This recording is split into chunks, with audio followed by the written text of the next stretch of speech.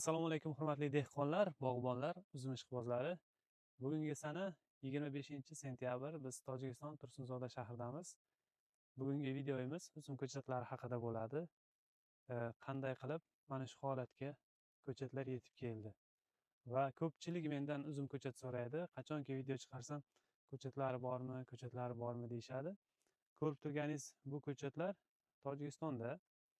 Bizda kuzatuvchilarimiz asosan O'zbekiston, bundan tashqari Qirg'iziston, Qozog'iston ham ko'radi.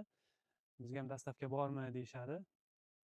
Bu ko'chatlarimiz Tojikistonda bo'lganligi uchun Tojikistonga dastavka qila olamiz. O'zbekistonda ham ko'chat yetishtiramiz. O'zbekistonda Samarqand shahrida, lekin u yerdagi ko'chatlarimiz bu darajada bo'lmagan, chunki sababi u yerda ko'p miqdorda tayyorlanganligi uchun yerda bo'lgan. Bu yerda ozroq lekin sozroq qilib tayyorlaganmiz. Ya'ni ko'rib turganingizdek, mana shu ko'chatlar shu yilgi ko'chatlar. Ya'ni 2025-yilda fevral oyida qalamchalar 35-40 santimetrlik qalamchalar kesib olib tokdan, ana shu qalamchalarni tomirlatib yerga ekilgan. Shu mart oyida yerga ekilgan bo'lsa, mart, aprel, may, iyun, iyul, avgust, sentyabr. Mana bu 7-oy ekan. 7 oyda shu 35-40 santimetrlik qalamchalar mana shu darajaga yetgan. Ya'ni 2,5 metr, eng balandi 3 metrdan ham oshib ketgan joylari bor. Mana hozir sizlarga bekorga yurib ko'rsatmayapman. Ko'chatlar deyarli hammasi bir xil shaklda bo'lgan. Buni deylik eng kichkinasi 60-70 santimetrligi ham bor. Eng balandi 3 metrgacha bo'lgan. Buni qanday qilindi? Buni qalamchani kesib olganimizdan keyin tomirlatganmiz, ya'ni ko'p tomirlatib yuborilmagan. Bizni kanalimizga obuna bo'lsangiz, mana shu uzumchilik haqida hamma sir-sinoatlarni ko'rib borardingiz. O'shaning uchun agar siz hozir yangi bo'lsangiz, bizda podpisatsiya qilib qo'ying va like bosib qo'ying va mana shunaqa ma'lumotlar berayotganligimiz uchun mehnatimizni qadrlagan holda like bosib, izohlarni kommentariyaga yozib qoldiring. Buni tomirlatganimizdan keyin ko'p tomirlab yubormaydi. Ozgina oq tomir chiqargandan yerga mana bu ko'rib turganingiz uzum bog'. Bu yangi bog', endi 3-yillik. Shu bizda bilasiz 6 metrga ekiladi ora. Endi shu yil mana buni ham orasi uzun bo'ladi, ya'ni 3 ga 6 bo'lib qoladi shunda. Mana shu 6 metrlik bog'ning o'rtasiga bitta agat olingan. Shu bitta agatni ikkita tomoniga o'sha nishlatilgan, oq tomirli nishlatilgan qalamchalar salafan tortilib, salafanning ustidan tiqib chiqilgan. Mana shu tagidan ozuqalar berib turilgan. Suv tez, ya'ni nam sug'orilishi kerak bo'ladi. Shu salafan tortilganni evaziga issiqlikni zo'r beradi yerga. Natijada tomirlar ham baquvvat bo'ladi.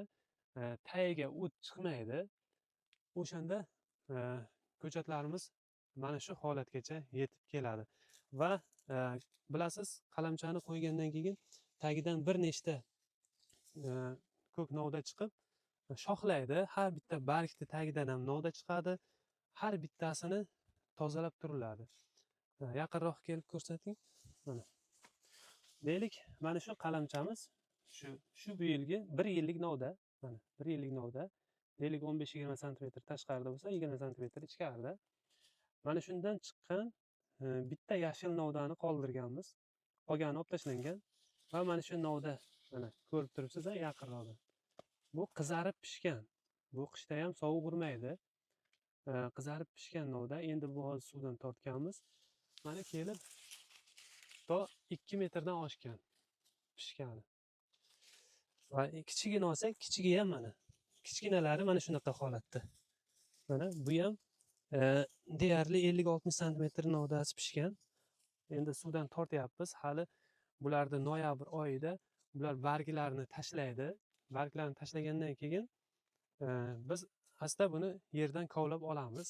Yerdan kovlab olib eksak ham bo'laveradi. Bizda endi Tojikistonda asosan fevral oyida ekiladi, lekin noyabr oyida ham ekib qo'ysa bo'laveradi, joyiga o'rnashib, joylashib oladi. Va bunga tagiga nima berilgan, qanday shu darajaga kelgan degan savollar ko'p bo'ladi.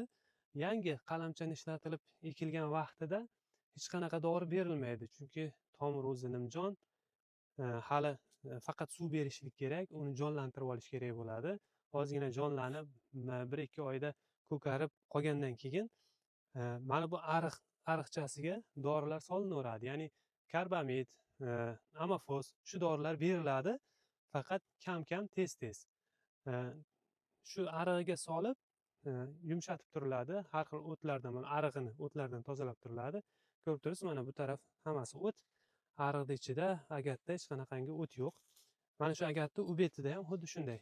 Ikkita tarafiga ariqchasiga o'tlar dorilar solinadi, o'g'itlar sug'orilib turiladi. Natijada mana shunaqangi sifatli ko'chatlar tayyor bo'ladi. Aslida ko'chatlarni bunaqangi baland katta ko'chat qilishga ham ehtiyoj yo'q, lekin aksariyat uzumchilikka tushunmagan odamlar menga katta ko'chat 3 metrlik 4 metrlik ko'chat kerak deb murojaat qiladi.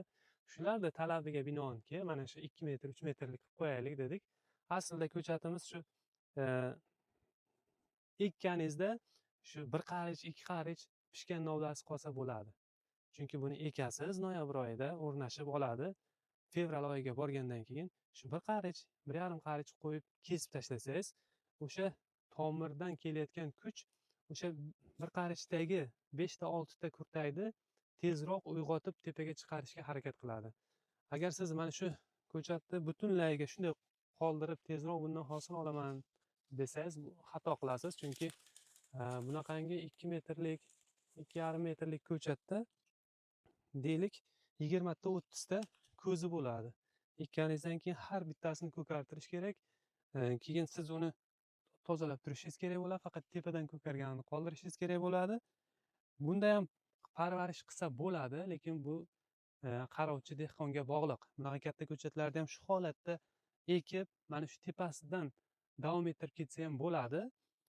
Lekin tagiga o'g'itini vaqtida, suvini vaqtida berib, yaxshi qarasa, bu ham tez hosil qiladi. Lekin katta bog' qiladiganlar asosan 1 yasharlik ko'chat oladi. Shu ko'chatlarimiz ham aslida 1 yasharlik. Olgandan keyin kesib qo'ysa, tezroq o'sha yerga yaqin bo'lganligi uchun, tomirga yaqin bo'lganligi uchun kurtaklar kam bo'lgani evaziga tepaga tezroq chiqib boradi. Mana shu ko'chatlarimizga ko'pchilik ishonmasligi mumkin. Mana ko'ryapsiz, 2 yillik novda yoki 2 yillik ko'chat shundayga qalamchasidan ma'lum bo'ladi.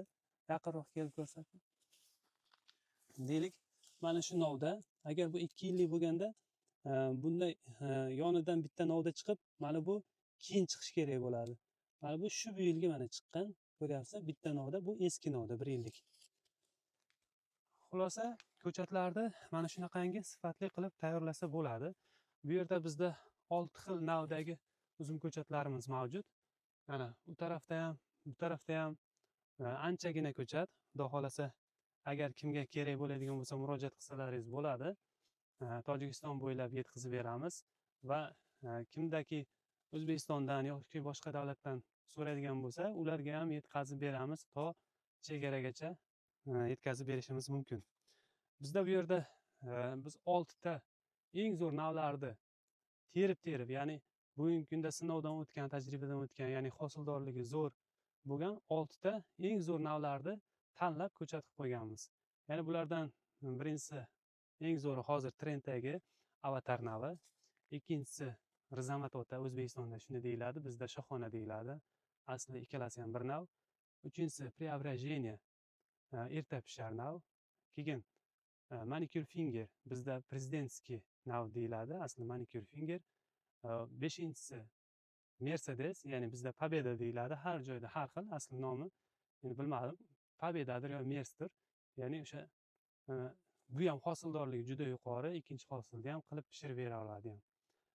Va 6-inchisi ketmon dasta yoki ketmon sopi deyishadi, ya'ni Husayni uzumlar sinfiga kiradi. Ya'ni Husayni uzum, lekin uzun-uzun, doni ham yirik-yirik bo'ladi.